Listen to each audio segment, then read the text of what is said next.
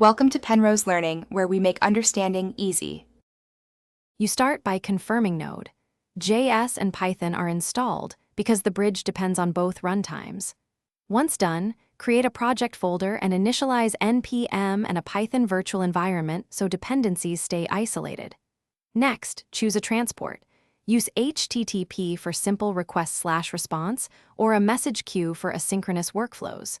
Make this choice now because it determines libraries to install. Flask or Fast API for HTTP, Redis or Pika for queues, and it shapes the rest of your wiring. Now implement the connector itself, focusing on reliable data exchange.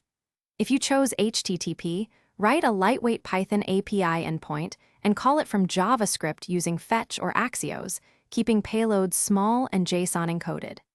If you chose a queue, publish well-formed JSON messages from Node and consume them in Python with explicit acknowledgements, so nothing is lost. Make sure to handle serialization consciously. Encode binaries as base64 and include a schema version field, because compatibility matters as you iterate. Finish by hardening and testing the integration. Add retries, sensible timeouts, and structured logging so you can trace failures.